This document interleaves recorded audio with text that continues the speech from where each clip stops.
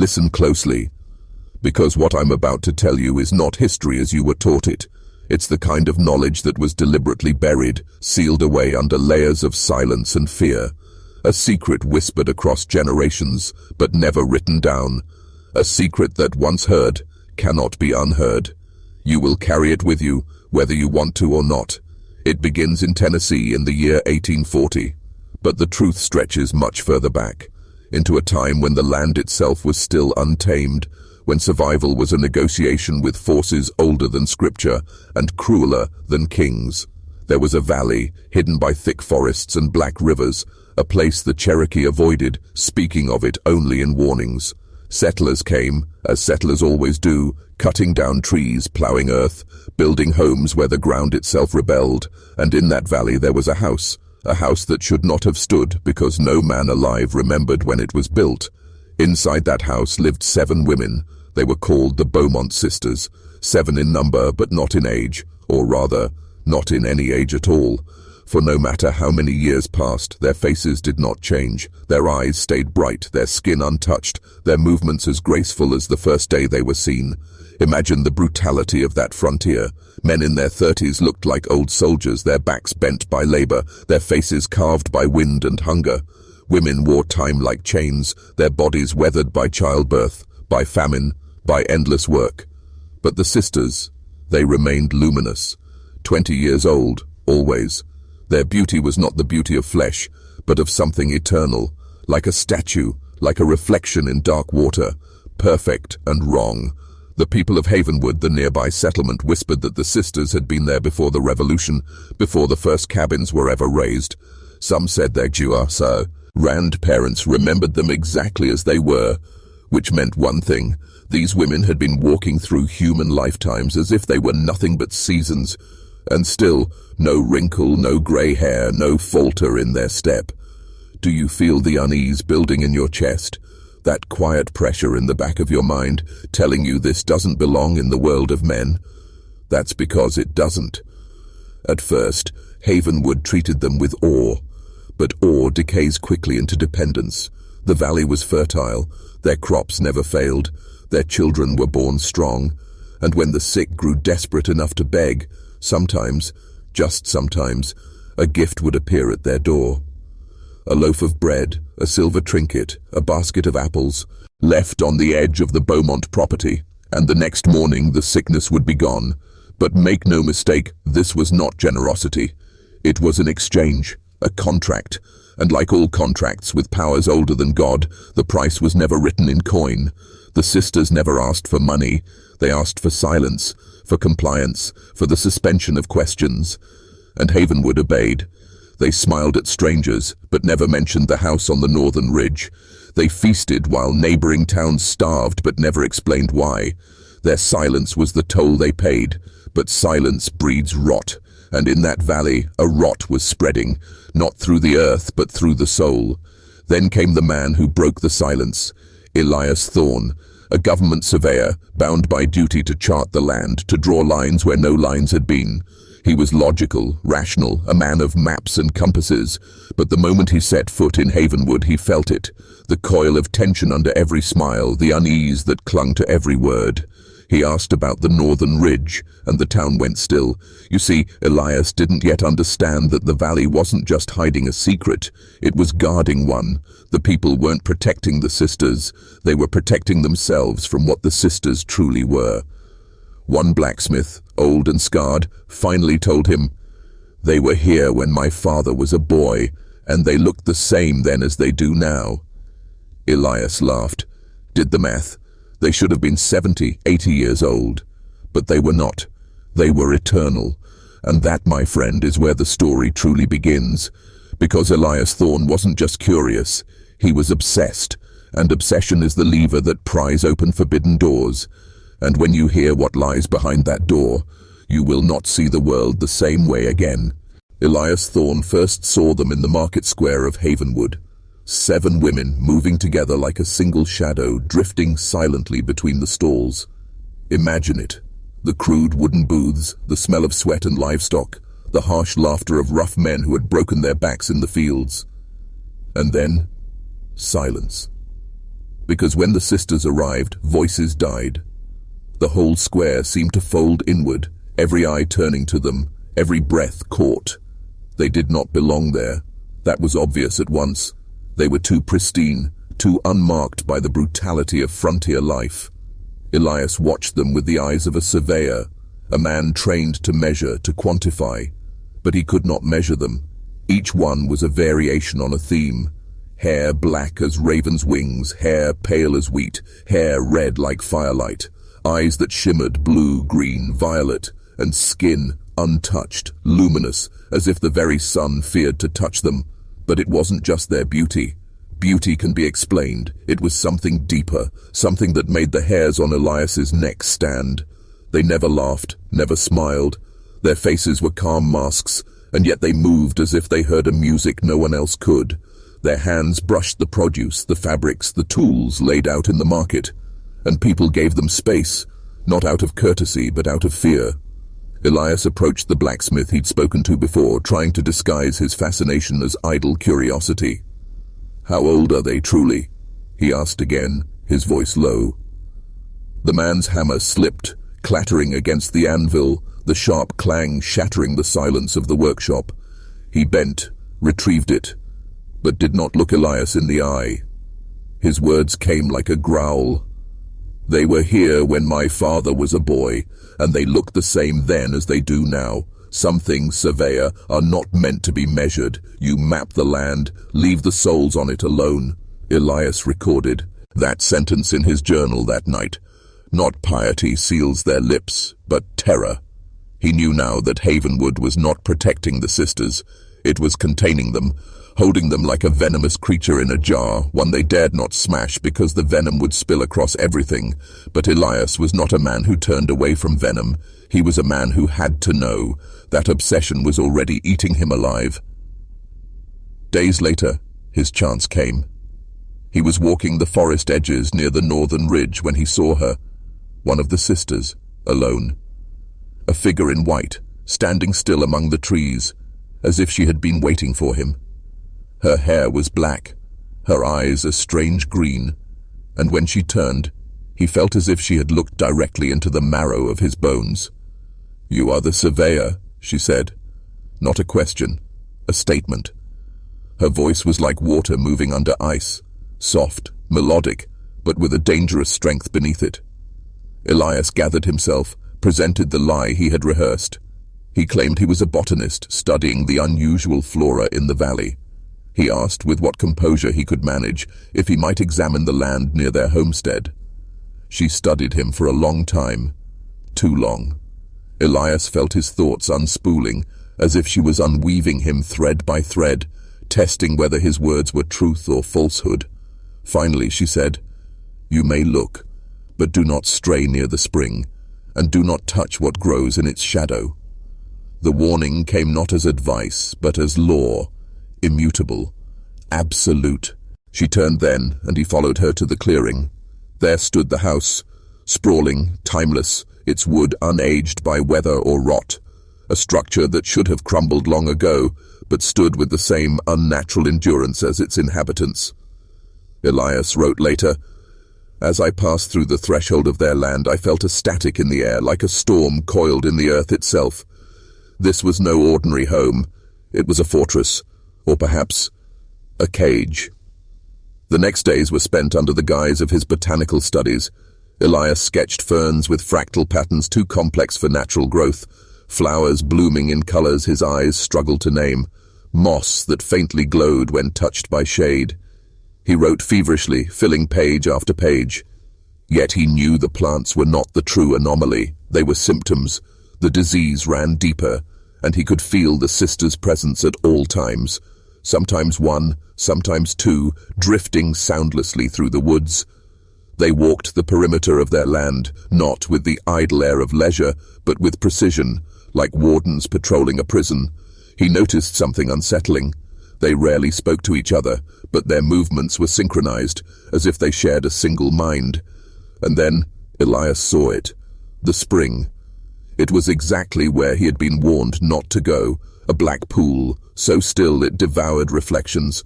Around it stretched a barren circle of earth, No grass, no flowers, no weeds.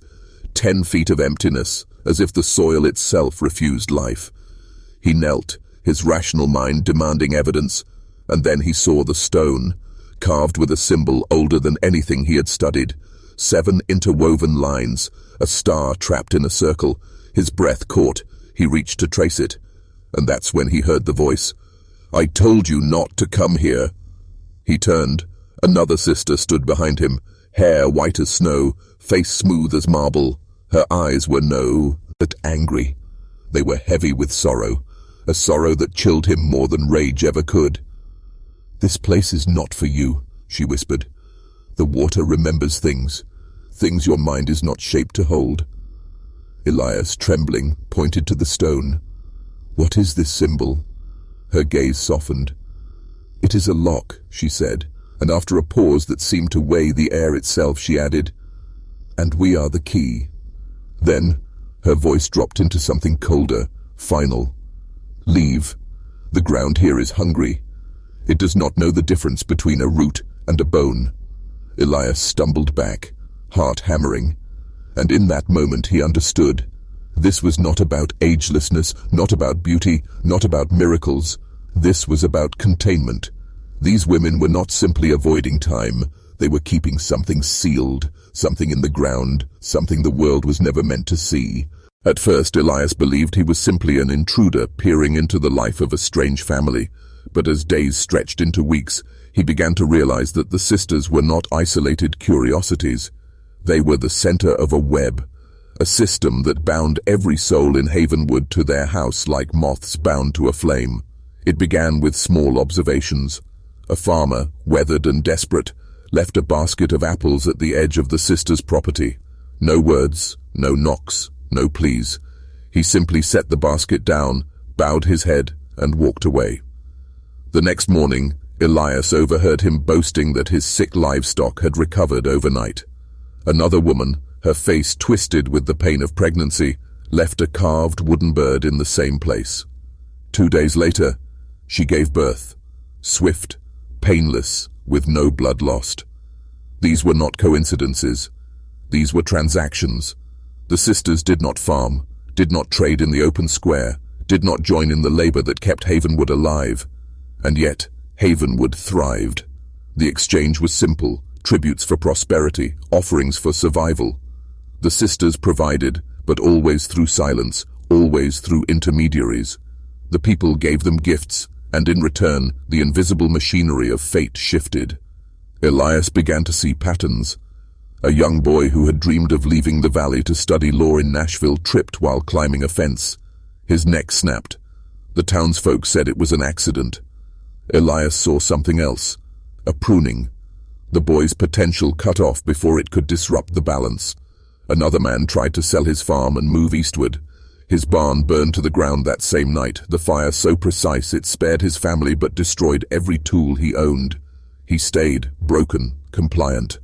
The realization spread through Elias like ice water. Havenwood was not a town, it was a prison. The people were not free, not truly. They were contained. Their lives curated, their choices hemmed in by invisible boundaries. The sisters didn't simply defy time. They bent it, pruned it, shaped it like gardeners tending a field. And the town was the field. But still, Elias's rational mind refused to surrender.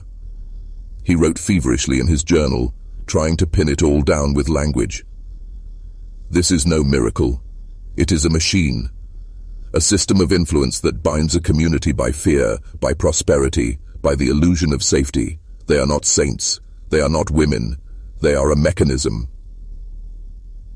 It was at night that the illusion cracked open wider. Elias began slipping into the thickets near the sisters' home, concealing himself under brush and shadow. From there he watched, and what he saw dismantled the last pieces of his skepticism. There were no lanterns in the sisters' house, no candles flickering in the windows, and yet sometimes a soft glow pulsed from within the walls. It was not firelight, it was not oil, it was a light that breathed, waxing and waning like the tide.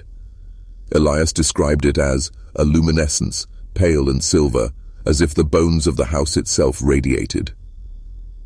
He watched the sisters emerge under the moonlight. They moved into their garden, not to tend crops, but to perform something else entirely. They walked in precise circles, their hands raised, tracing unseen lines in the air. The earth beneath their feet seemed to respond, a faint hum rising from the ground. Their movements were synchronized, elegant, terrifying. It was not dance. It was communion. Elias's chest tightened as he watched them. This was not performance. This was alignment. A ritual meant to keep the lock closed, the seal strong. And yet, there was something darker beneath it. Their beauty, which in the market had seemed angelic, now carried the sharpness of predation. He realized they were not simply keeping the valley safe. They were feeding. The prosperity of Havenwood, the flawless births, the healed cattle, the fertile fields, all of it was purchased at a cost. Not in blood, not in gold, but in something more insidious. Potential. The people lived, but they did not thrive. They survived, but they did not escape. Every dream that stretched beyond the valley was crushed, every ambition clipped. The sisters kept the lock sealed, yes, but in the process they harvested the lives of those around them, consuming not flesh but possibility. It was psychological control at its most elegant. No chains, no guards, no gallows. Only the subtle shaping of fate, the pruning of the vine, the constant silent reminder, leave, and you will die. Elias could no longer deny it. The sisters were not relics of beauty. They were wardens of a system older than scripture. Their house was not a home. It was a fortress, a temple, perhaps even a prison. And Havenwood was their congregation, bound not by faith but by necessity. When Elias tried to speak again to the blacksmith, pressing him about the rituals, the man's face hardened into something inhumanly cold. He shut the forge door, locked it, and stared Elias down with an intensity that made the surveyor's blood run cold. "You don't understand," the man hissed. "They keep us safe. They keep the balance. We pay the price so that the valley does not devour us. You think you're chasing truth, but what you're bringing is ruin." He lifted a knife from his bench, not in threat, but in declaration. "Go home, surveyor. Leave while you still can, because if you don't, the valley will take you too." Elias stumbled back, shaken, but something inside him burned hotter than fear. He had seen enough to know that the town was complicit. Havenwood wasn't a victim, it was an accomplice. Every man, woman and child had chosen silence in exchange for safety. They had bartered their futures for the illusion of prosperity. And in that moment, Elias swore to himself. He would not be complicit. He would not trade his voice for silence, his freedom for comfort. If the sisters were the lock and the key, then he would find a way to force the door open. But he underestimated one thing. The valley does not allow intruders to leave unchanged. And soon, Elias would discover that even an outsider can be woven into the loom of their design. The blacksmith's warning gnawed at Elias, but it only sharpened his hunger for truth. Fear is a wall, and where most men turned back, Elias saw walls as invitations to climb. If the townsfolk were too bound by silence, then he needed someone who had already stepped outside the circle, someone the valley had not yet broken. That someone was Agnes Weller, the midwife. Agnes was an old woman, bent by years but unyielding in spirit. She lived at the farthest edge of Havenwood, her house leaning against the forest like it wanted to disappear into the trees. Children whispered that she was a witch. Men muttered that she was cursed. But the women sought her out when their bellies swelled and their bodies bled. Agnes had delivered nearly every child in Havenwood, but she was never thanked, never invited into the town's gatherings. She was tolerated, not embraced, which made her the perfect confidant for Elias. He found her at dusk, hunched over a basin of water that smelled faintly of herbs and iron. Her eyes flicked up at him, sharp and assessing. Before he could speak, she rasped, "You're the one asking about the sisters?" Elias stiffened. "Word travels fast." "In this place," she said, wringing out a blood-stained cloth. "Word doesn't travel, it festers, like a wound no one cleans." Her bluntness disarmed him. He admitted what he had seen, the offerings, the unnatural crops, the rituals under moonlight.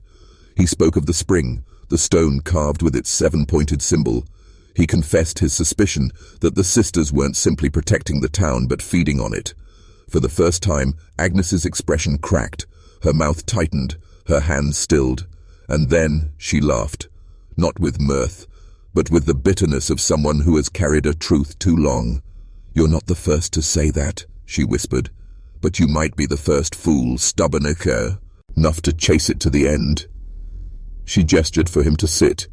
The lamplight flickered across her face, deepening every wrinkle into a scar of memory. And then, slowly, she began to speak. "They feed," Agnes said, "but not in the way you think. They don't drink blood. They don't eat flesh. No, what they take is far worse. They feed on moments, on futures, on the pieces of us that never get to be. That's why this town never changes. That's why no one leaves. Havenwood is a garden pruned down to the stem over and over again so that nothing grows wild. Every dream, every ambition, every life that dares to reach too far, clipped, offered, consumed." Elias felt the words strike him like a physical blow. His mind raced back to the boy with the broken neck, the farmer with the burned barn, the silence that hung over every ambition. "You mean, they harvest fate?" Agnes nodded, her eyes hollow. "I've seen it. I've delivered children whose eyes never opened, though their bodies were perfect. I've watched mothers bury babes that should have thrived, and every time the sisters walked by my door the next morning smiling faintly, as if they had tasted something sweet." Her voice dropped to a whisper. "They take futures, Elias. That's what keeps them young. That's what keeps the lock sealed. Every life they trim back is energy poured into the seal under that spring, into whatever waits beneath it." The room seemed to contract around them. Elias's throat tightened. "So the town sacrifices its own children, its own hopes, to keep, what? To keep the valley safe? To keep that thing in the ground from breaking free?" Agnes's hands shook as she poured herself a measure of whiskey. She drank, wiped her mouth, and answered, "Not just the valley, the world." The silence that followed was unbearable. Elias finally spoke. "If what you say is true, then the sisters are not guardians. They're jailers, parasites." Agnes's gaze was sharp as a blade. "And what would you have them be? Without them the seal breaks. Without them that thing under the spring rises. Do you want to see what the Cherokee fled from? Do you want to watch the ground split and the black water swallow everything? You think the sisters are monsters, and maybe they are, but they're the only monsters standing between us and something worse." Her words pressed into Elias's chest like stones, and yet he couldn't silence the spark that flared in him, the spark of rebellion, of refusal. "If they survive by feeding on the lives of the town," he said, voice steady, "then this isn't protection, it's bondage. They're not saving humanity, they're enslaving it. And if the choice is between slow death under their grip or risking what's in the ground—" Agnes slammed her hand against the table, rattling the lamp. "Do not finish that sentence," she hissed. "You don't understand what waits beneath. I've seen it, Elias, in dreams, in whispers. It calls to anyone foolish enough to listen. That seal is the only thing keeping it from crawling out, and if it takes the futures of a few to protect the many, then so be it." Her eyes glistened with unshed tears.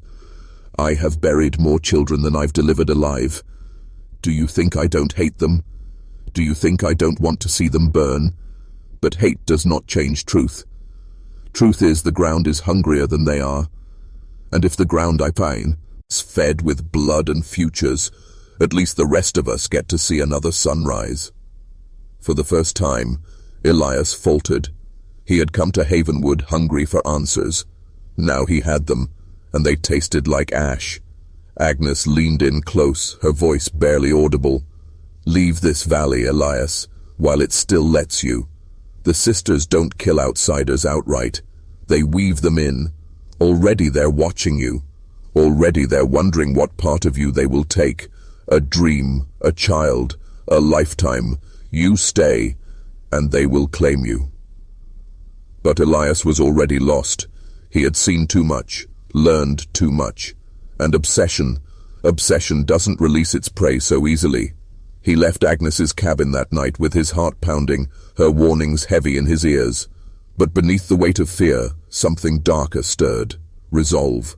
Because if the sisters were the key, then Elias would find a way to turn it, to break the lock, to face whatever nightmare lay beneath the spring. For the first time, Elias felt he wasn't the one trespassing. No, he realized he had been summoned, and Havenwood was waiting. The warnings of Agnes Weller should have driven Elias from Havenwood. Any reasonable man would have packed his maps, burned his notes, and fled the valley before the sisters could weave their threads into him. But reason was no longer guiding him. Obsession had, and obsession is a lantern in a cave.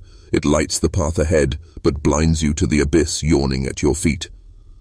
For nights afterward, Elias dreamed of the spring. In his dreams, the black water rippled though no wind touched it. A voice whispered from beneath, low and guttural, promising him knowledge, power, answers. Each time he woke in a sweat, heart hammering, convinced that something had followed him out of sleep. On the seventh night, he made his decision. If the sisters were feeding on futures to keep the seal closed, then he needed to see the ritual with his own eyes.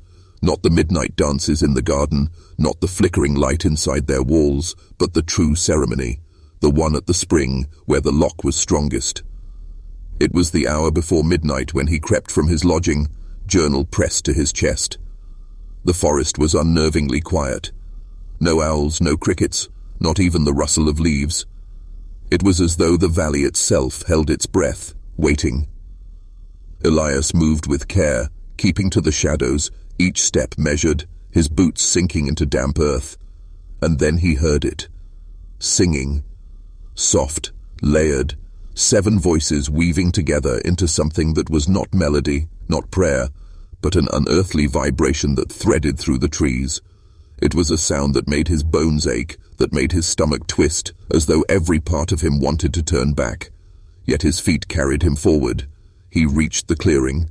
The sisters stood around the spring in a perfect circle, their hands raised, palms outward, their hair flowing as though stirred by an invisible current.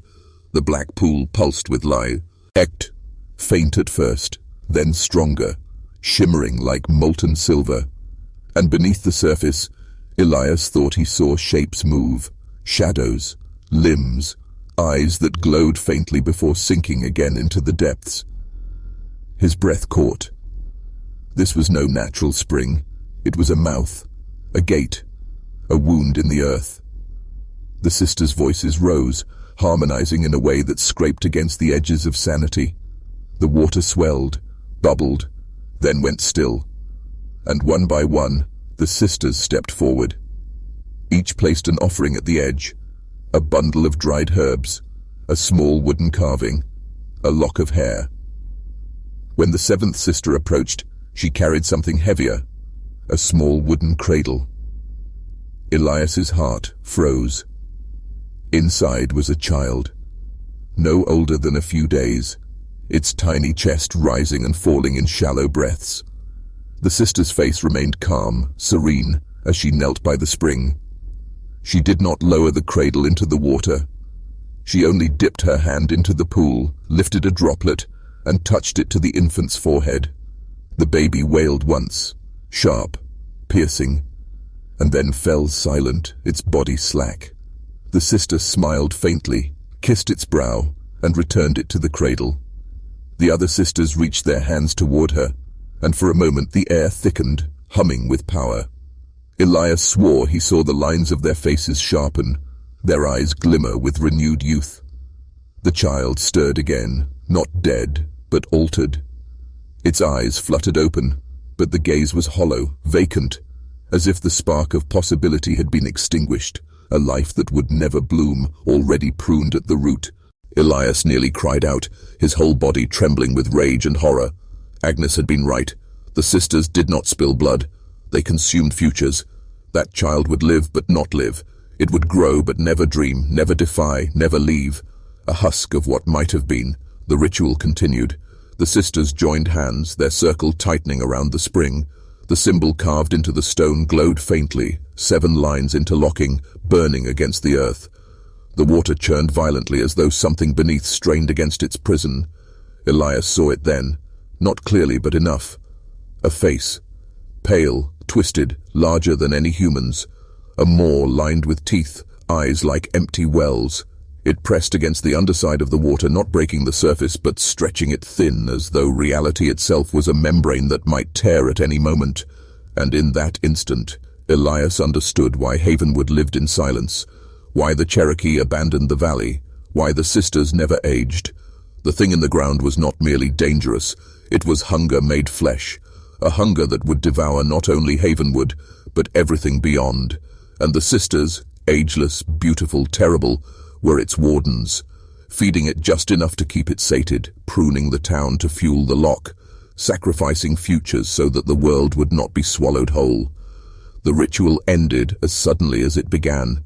The water calmed, the glow faded. The sisters released hands and drifted back toward the house, their faces serene, their movements fluid. Only the cradle remained, abandoned at the edge of the spring. Elias waited until the clearing was empty. Then, trembling, he stumbled forward, drawn to the cradle. The child lay still, its chest rising and falling, eyes staring blankly at the sky. Elias reached down, scooping it into his arms. The weight was fragile, warm, unbearably human. He whispered a mise, to free it, to break the cycle, to end the sisters' reign. But as he turned to leave, he felt it. The ground shivered beneath his feet. The water rippled though no wind touched it. And a voice, low, guttural, reverberating in the marrow of his bones, whispered his name. Elias. He froze, clutching the child tighter. The spring was silent again, but the voice lingered in his skull, echoing like thunder. Elias staggered back into the forest, every nerve aflame, his breath shallow, his heart racing. He knew now what Agnes had tried to tell him. The sisters weren't the danger. The spring was. The sisters were only the dam. And he had just put a crack in it by carrying the cradle away. As he stumbled back toward Havenwood, one truth roared through his mind, drowning out fear, drowning out reason. He was part of the ritual now, and the valley would not let him go. Elias did not sleep that night. He sat in his small rented room above the cooper's shop, the cradle on the floor beside him, his journal spread open on the desk. His hand trembled as he tried to write, ink blotting the page, his words collapsing into half-finished sentences. Every time he looked down at the child, he felt both fury and dread. It breathed, it lived, but its eyes were empty glass, devoid of spark. He had saved its body, but not its future. Agnes's warning thundered in his skull. They feed on moments. And worse still, the voice from the spring, that whisper of his name. Elias was a man of maps, a man of boundaries, a man who trusted the lines of the earth, but he knew now that something had marked him. The valley itself had fixed its gaze upon him. By dawn, the cradle was empty. He woke with his head slumped on the desk, ink dried across his hands. The cradle was still there, but the child was gone, vanished without a sound. He tore the room apart, searching every corner, but there was no trace, no footprints, no open door, nothing. The baby had simply ceased to be. Panic surged through him, but before he could even gather his breath, the air shifted. The door creaked open, though no hand touched it. And there they were, 7 women standing in perfect stillness at the threshold, their dresses unstained, their faces serene, their eyes fixed on him with unblinking calm. The Beaumont sisters. Elias staggered back, his heart pounding, his throat dry. The youngest looking stepped forward, her hair the color of embers, her voice low and clear. You should not have touched what was not yours. Elias forced his voice steady, though fear clawed at him. It's a child, a human life, not something to be fed upon. The sisters exchanged a glance, not in anger, but in something colder, pity. The one with hair black as raven's wings spoke next. You misunderstand. We did not harm it. We preserved it. The future it carried was too dangerous, too sharp. Had it grown unchecked, the seal would weaken, the ground would awaken.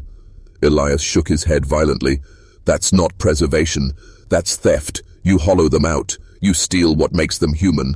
The white-haired sister stepped closer, her gaze heavy with centuries of sorrow. And what would you have us do? Open the gate, loose what stirs beneath. We prune so the garden survives. Without us, there will be no Havenwood, no valley, no world. Her words struck like iron, but Elias's fury burned hotter. Then maybe the world deserves to see what lies beneath. Better an honest death than this living slavery. The room fell still. For a long, terrible moment, none of the sisters moved. Their faces, so flawless in the daylight, seemed less like flesh and more like masks carved from alabaster. Then the eldest, her eyes a piercing, unnatural violet, stepped forward until she stood directly before Elias. She studied him with something that felt like hunger. "You speak of freedom," she murmured. "Yet you are already bound. The moment you looked upon the spring, the moment you heard its whisper, you became part of the seal. You are marked, Elias Thorne. Your life is no longer your own." Elias staggered back, bile rising in his throat. "I will not be your prisoner." "You already are," she said. And with that, the sisters turned as one and vanished from the doorway, not walking, not fading, but simply ceasing to be. One moment present, the next gone. Elias collapsed against the desk, his breath ragged. His skin crawled, his blood roared. He felt it now, a heaviness in his chest, a shadow in the corner of his thoughts. Something had been left inside him, something foreign, pressing outward like roots splitting stone. He stumbled into the street, wild-eyed. The townsfolk avoided his gaze, their faces shuttered, their movements quick. They knew, they had seen, and yet they said nothing. Agnes found him hours later, wandering near the edge of the forest. She grabbed his arm, pulling him into her hut, her eyes wide with fury and fear. "What have you done?" she hissed. Elias told her. The child, the ritual, the whisper, the sister's visit. With each word, Agnes's face grew grimmer, until at last she slumped into her chair, her shoulders sagging under invisible weight. "You fool," she whispered. "You've let it touch you. You've been chosen." Elias leaned forward, desperate. "Chosen for what?" Agnes's eyes filled with tears. "For the lock. Every few decades the sisters must bind someone new to the seal. Someone from outside. Someone not woven into Havenwood's line. They carry the burden until it consumes them. And when they are spent, the ground takes them." The words crushed the air from his lungs. He shook his head, refusing. "No, I will not be a sacrifice." Agnes's voice broke. "It isn't about what you will or will not be. The choice was made the moment you looked into the spring. The ground has your name now." Elias staggered back, his vision swimming, his maps, his journals, his obsession, all of it had led here to this trap disguised as revelation. He had not uncovered a secret. He had been ensnared by it. And in that moment, the ground trembled. Not violently, but enough to rattle the lamp on Agnes's table, enough to make dust fall from the rafters. The old woman's face blanched. "It's waking earlier than it should," she whispered. "Your defiance has weakened the rhythm. The sisters can't hold it much longer." Elias's heart pounded. He saw it clearly now. He was no longer an observer. He was the fulcrum. His choices, whether to flee, to fight, or to submit, would decide whether the lock held or the gate split wide open. But as the tremor faded, a darker realization coiled in him. The sisters weren't going to give him a choice.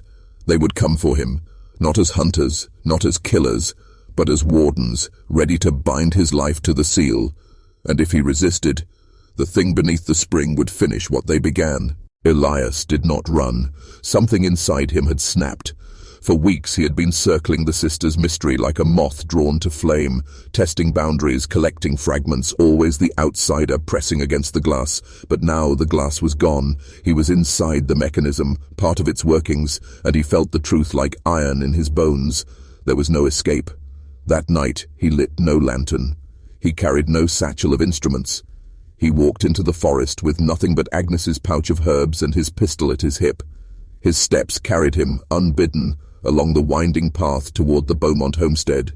The moon hung low and swollen, painting the trees in silver. The woods seemed to breathe around him, each gust of wind rising and falling in rhythm with his pulse. By the time he reached the clearing, his shirt was soaked with sweat, though the air was cold. The house loomed ahead, timeless and immaculate. No smoke rose from the chimney, no light burned in the windows. Yet Elias felt watched from 100 unseen angles. He didn't knock. He shoved the door open and stepped inside. The interior was larger than the outside should have allowed, a hall stretching long and high, its beams carved with symbols that writhed when he tried to focus on them. The air smelled of cedar and iron, and there they were. All 7 sisters sat around a vast table, a polished slab of black walnut that gleamed as if freshly oiled. Upon it lay maps, not of rivers and mountains, but of people. Thin threads of silver stretched across the parchment, connecting names to symbols, symbols to events. He saw his own name inscribed in ink darker than night, a thread running from it into the heart of a 7-pointed star. "You should not have come here," Seraphina said without raising her head. Her hand, pale and delicate, traced a thread across the map. Elias's voice came raw and ragged. "And stop me, kill me. If I am already marked, then end it now." The eldest lifted her violet eyes, calm and cold. "Death is mercy, Surveyor. Mercy we are forbidden to give you." Elias slammed his fist onto the table, the maps trembling under the blow. "Then tell me what this is. Tell me what stirs beneath your spring. No more riddles, no more silence. I demand the truth." The sisters exchanged glances, their expressions unreadable. For the first time, Elias thought he saw the faintest fracture in their unity. Hesitation. Finally, the white-haired one, Ara, spoke, her voice softer than falling snow. "It is hunger," she said. "Older than mountains. Older than the bones of the world. It slumbers beneath this valley, a wound in the skin of creation. We are its wardens, not by choice, but by binding. Without us, it will wake, and when it wakes, it will feed." Her words clawed at Elias's mind. He swallowed hard. "Feed on what?" "On everything," Ara whispered. "On possibility itself, on the future of mankind. It does not consume flesh. It consumes becoming. Left unchecked, it will hollow this world until nothing remains but dust and silence." The eldest cut her a sharp glance, silencing her. Then she turned back to Elias, her gaze like a blade. "That is all you are permitted to know." Elias's laughter was jagged, broken. "Permitted? You have stolen generations, clipped their wings, ground their lives into mud. And you speak to me of permission?" The room darkened, the beams above groaning as if under enormous weight. The sisters did not rise, but the air thickened until Elias could barely breathe. Shadows crawled across the walls like serpents. "You see yourself as liberator," the raven-haired sister said, her voice echoing unnaturally. "But you are infection. Your defiance weakens the seal. Every question you ask, every truth you pry loose, tears at the lock we have kept for centuries. You think yourself savior, Elias Thorne. In truth, you are the key's corrosion." Elias's hand trembled toward his pistol, though he knew it was useless. Still, he gripped it, his last tether to control. If the seal depends on lies, then it deserves to break. Ara's eyes, full of sorrow, met his. "If it breaks, Elias, no lie, no truth, no memory will matter. You will not even know what you have lost, because it will devour the possibility of ever having known it." The table between them pulsed faintly, the silver threads vibrating like living veins. The 7-pointed star at its center glowed, and Elias felt a tug deep inside his chest, pulling at his very breath. His thread, his name, his future. "No," he growled, tearing himself back. His fury surged like fire, overwhelming his fear. "I will not be your sacrifice. I will not be your lock." The violet-eyed matron rose at last. Her height dwarfed him, her presence crushing. She leaned close, her voice a whisper that burned his ear. "You already are." The ground shuddered beneath them. From deep below, a sound rose. Not thunder, not earthquake, but something vast and hollow, like breath drawn through a cavern the size of eternity. Elias staggered, clutching the table for balance. The sisters stood as one, their hands weaving complex gestures in the air, threads of light spinning from their fingertips into the star on the map. The room blazed with white fire. "Leave," Ara hissed, her eyes locking on Elias's. "Before the ground remembers you fully. Run, while you still can." But Elias did not move. He stood in the heart of the storm, his jaw set, his fists clenched. He realized the terrible truth. If the sisters were right, running would damn the world. If they were wrong, submission would damn him forever. Either way, Havenwood's secret had become his, and the lock was breaking. The forest was silent as Elias walked, yet it did not feel empty. Each branch overhead seemed to lean closer, each root curling like a warning finger across the path. The moon trailed him, dimmed by clouds, as if reluctant to witness what he was about to do. He carried nothing but his pistol and the pouch Agnes had pressed into his hand. Inside it were herbs that burned like incense, stones etched with sigils, and a vial of salt water. "These are not weapons," she had told him. "They are memories.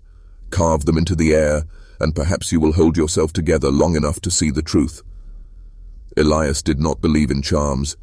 He believed in lines, in geography, in the solidity of the world.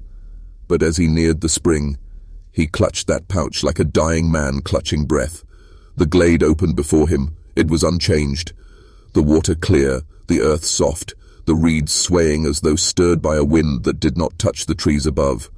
But now Elias saw what his first visit had not revealed, the faint shimmer rising from the surface, like heat haze, warping the moonlight into impossible shapes. When he leaned closer, the shimmer resolved into faces, fleeting, ghostly, dissolving before his eyes. Infants, children, mothers, old men, entire lives reflected, then erased. He knelt at the bank, his chest heaving. The water whispered again. Elias. His name slid through the reeds, through the current, coiling around him like smoke. He gritted his teeth. "Show yourself," he snarled into the dark. "If I am the lock, then show me the door." The ground answered. A tremor rippled beneath him, not violent but deliberate, like the shifting of something vast far below. The water darkened, the shimmer thickening into a spiraling column that rose, impossibly, from the spring's center. It was not liquid anymore, but glassy strands of light, weaving together like a rope, stretching us. Poured until it touched the air and bent space around it. Elias staggered back, clutching the pouch. His instinct screamed to run, but he forced himself forward. He tossed a handful of Agnes's herbs into the spring. They burst into green flame, their smoke curling against the column. For a moment, the shimmer peeled back, and Elias saw beneath. Not water, not earth. An eye, enormous, lidless, pupil like a well that swallowed light. It was not a human eye, not even an animal's. It was geometry and hunger fused into form, gazing up at him without blinking. Elias stumbled, nearly falling into the water. His mind buckled under the pressure of its attention. His thoughts splintered like ice struck with a hammer. Images crashed into him, fires burning in cities he had never seen, children born without futures, skies drained of color. He saw the Beaumont sisters, younger, terrified, kneeling on this very bank as something bound them with chains of starlight. He saw himself, thread of silver piercing his chest, tethering him to the eye. "No," Elias rasped, shaking his head violently. "I am not yours." The eye widened, and he felt it probe deeper. His memories flickered. His mother's laugh, the ink-stained smell of his father's maps, the sound of rain on the survey tent. They faded like smoke. He clutched the vial of salt water from Agnes's pouch and smashed it against his chest. The burn was immediate, searing his skin, but the flood of pain anchored him. The images dimmed and he gasped for breath. The eye narrowed. The water surged upward, clawing at the bank. Then he heard them. The sisters. Their voices rose on the night wind, a sevenfold chant woven like threads around the clearing. They emerged from the trees, their white dresses gleaming in the fractured moonlight, their hands raised in perfect synchrony. The air thickened, vibrating with their song. You should not be here, Ara cried over the roar. Her face was stricken, her sorrow raw. The seal is not for mortal eyes. Elias staggered to his feet, his vision wild, his voice hoarse. Then why bind me to it? Why take my life if I am not meant to see? The eldest's violet gaze burned through the chaos. Because sight is death, knowledge is collapse. You were chosen not to understand, but to endure. The eye below shuddered, its pupil dilating. The shimmer twisted violently, splitting the air. The chant of the sisters grew louder, their bodies trembling with the effort. Elias felt the pull again, that terrible hook sinking into his chest, dragging him toward the spring. No, he screamed, planting his feet against the earth. I will not be a lock. I will not be your silence. With a desperate surge, he drew his pistol and fired into the column of light. The shot cracked like thunder, echoing across the valley. For a heartbeat, the shimmer splintered. The eye recoiled, blinking shut. The glade fell silent. Then came the scream. Not from the sisters, not from Elias, from the earth itself. A sound of stone tearing, of roots snapping, of the valley's bones breaking open. The ground split along the spring's edge, black fissures racing outward like veins of fire. The sisters faltered, their chant fracturing into cries of fear. Elias fell to his knees, clutching his chest. His pistol clawed, adhered to the ground. The shimmer collapsed inward, the eye vanishing into darkness, but not closed, only withdrawing, as though drawing breath for what would come next. The eldest's voice rang sharp and furious. You have doomed us all. Elias raised his head, his face pale, his voice steady despite the tremor of the earth. No. I've given us a chance. If it can be broken, it can be killed. The sisters stared at him, horror etched into their perfect faces. And from deep beneath the valley, something laughed. The laughter echoed long after the shimmer collapsed, vibrating in Elias's bones. It was not a sound made for human ears. It was the resonance of something vast and patient, something amused that its prey thought itself free. The sisters gathered around the ruined spring. For the first time, Elias saw them shaken. Their perfect composure cracked. Their hands trembled, their faces pale with something beyond fury. Fear. You fool, hissed the raven-haired one. The eye is awake now. Do you understand what you've done? Elias rose unsteadily, blood dripping from his nose. His voice was hoarse but unyielding. Yes, I've torn the veil, and now I know it can be reached. Ara stepped forward, pleading. You don't understand. Nothing can kill it. It is not flesh, not spirit. It is absence given form. It will devour you, and through you, devour us all. Maybe, Elias said, his hand tightening on the empty pistol. But I'd rather fight a monster I can see than serve one I can't. The violet-eyed matron advanced until she loomed inches from him. Her presence bore down like a mountain. You think bravery excuses what you've unleashed? You are not savior, Elias Thorne. You are executioner. Havenwood will fall because of you. Then tell me how to stop it, he spat. For a long moment, silence. The sisters exchanged glances, a silent conversation centuries in the making. At last, Ara broke. There is one way, she whispered, but it is worse than death. Elias's chest tightened. Say it.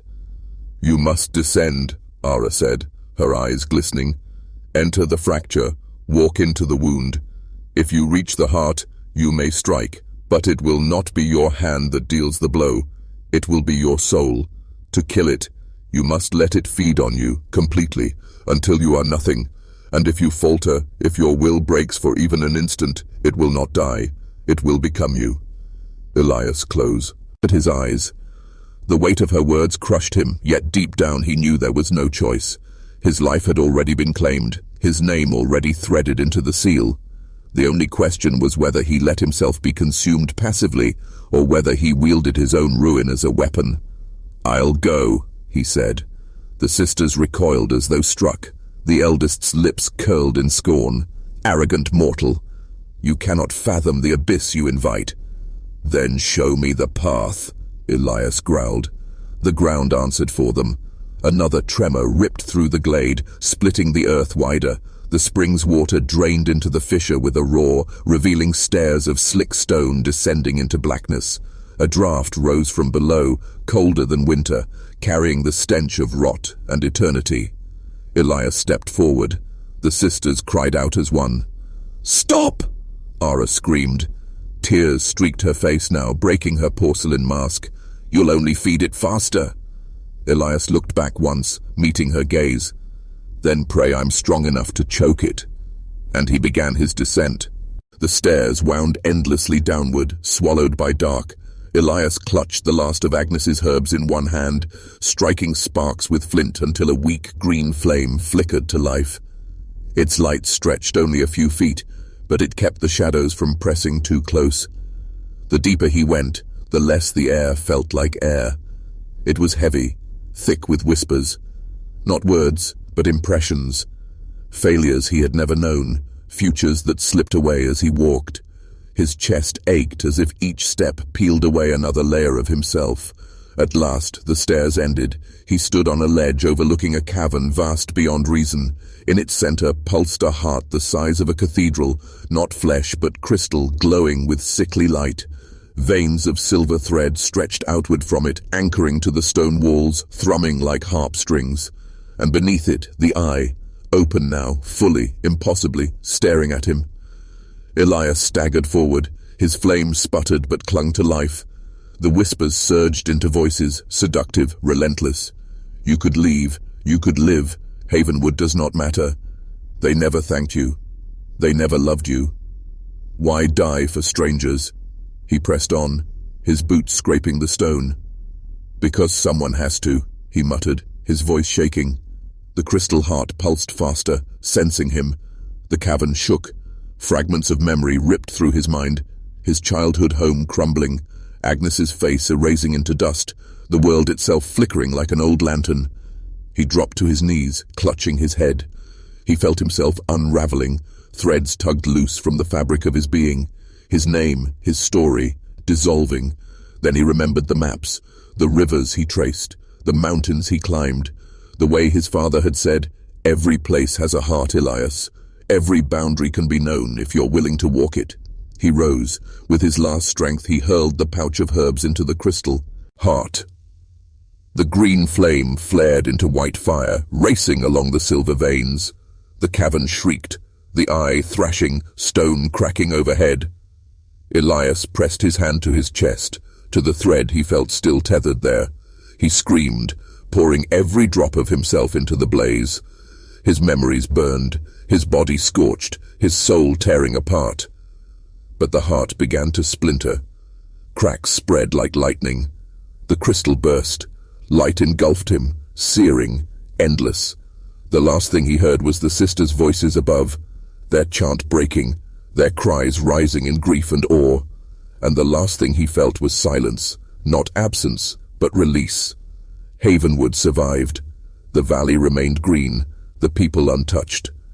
But the spring was gone, collapsed into stone. The Beaumont sisters stood at its edge, 7 and yet diminished, their bond frayed. And Elias Thorne was never seen again. Some say he died a hero, sealing the hunger forever. Others whisper that the thing below did not die at all, that it merely changed faces. That somewhere in the quiet places of Havenwood, a surveyor with violet eyes walks the forests, mapping not land but futures, feeding on the lives yet to be lived. Agnes never spoke of him again. But every year, on the night of the fracture, she left a lantern by the old path, as if to guide a weary traveller home.